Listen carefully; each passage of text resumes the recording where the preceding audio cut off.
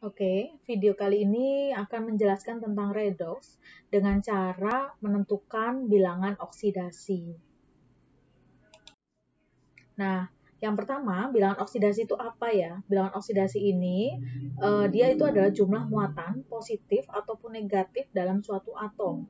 Jadi bisa bernilai positif, bisa bernilai negatif.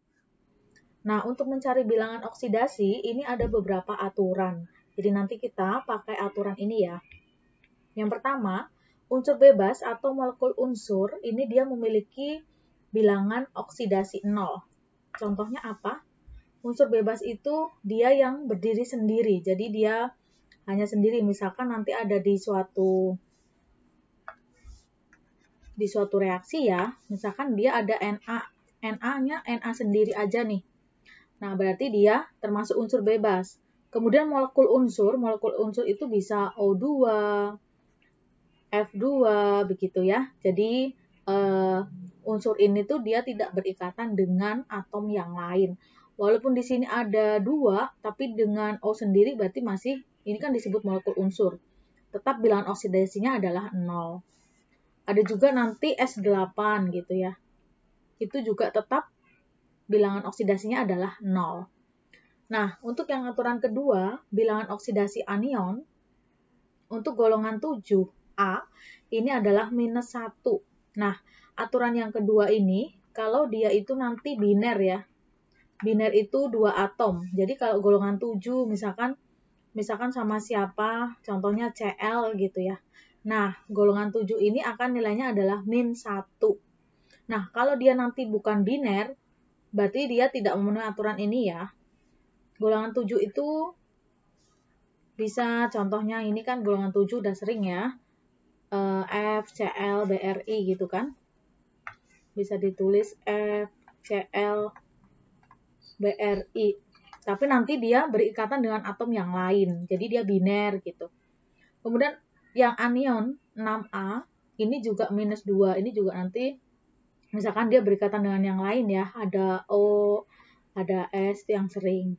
Kemudian golongan 5. Nah, golongan 5 dia juga -3 ya. Bisa contohnya ini N yang sering-seringnya ya. Atau P juga ya. Ini ya.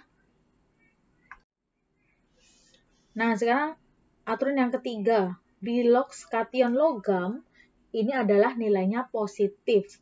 Nah, logam itu kalau kita lihat di sistem periode unsur itu bisa ya kalian lihat di sistem periode unsur. Ada keterangan logam tuh. Yang kiri sampai nanti hampir ke yang sebelah kanan. Nah, logam ini kan dia kecenderungannya itu melepaskan elektron.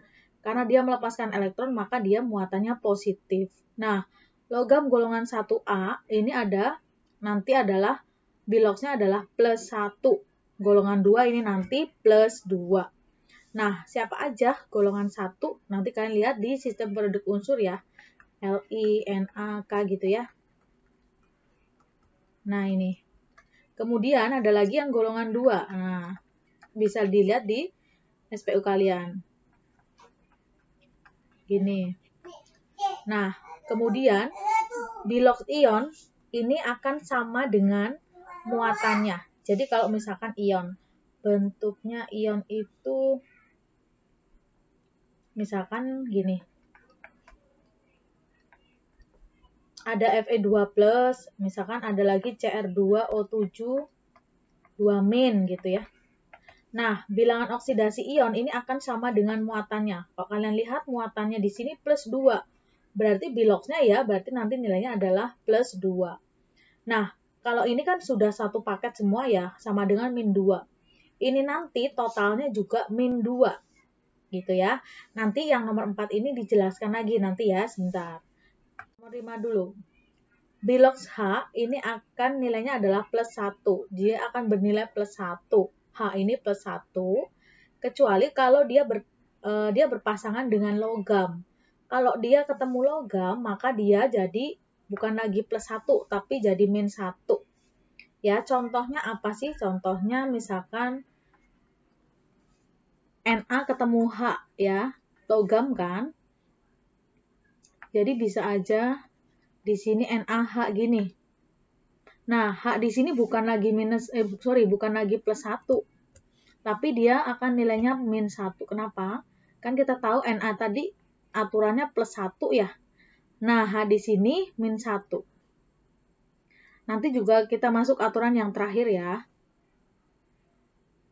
B log O, kita masuk dulu yang ke-6. B log O ini nilainya min 2. Jadi kalau ada O, dia akan bernilai min 2. Kecuali dia dalam beberapa senyawa seperti ini. Kemudian nomor 7, yang terakhir, jumlah bilangan oksidasi senyawa itu totalnya adalah 0. Ini ya. Jadi total bilangan oksidasi itu adalah nilainya 0. Gimana kalau 0? Contohnya Ibu ambil contoh senyawa tadi NaH ya. Tadi kan disebutkan H di sini dia tidak akan plus 1. Kalau kita lihat Na-nya di sini plus 1. Nah, karena ini bentuknya senyawa, berarti ini akan sama dengan 0. Totalnya ini harus ketemu 0. Jadi H di sini bukan lagi plus 1. Karena dia tidak mungkin nanti hasilnya jadi 0 kalau sama-sama plus 1. Maka dari itu, H-nya ini adalah min 1. Ya. Nah, kemudian tadi contoh Cr2O7 2 min. Nah, kalau ini Cr2O7 2 min ini bentuknya bukan senyawa ya, tapi ini adalah ion.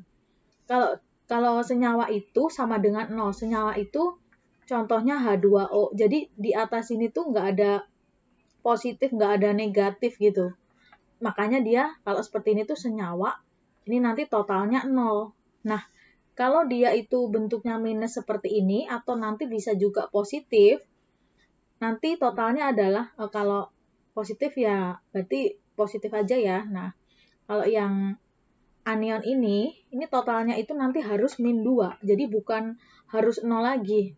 Karena dia bukan senyawa,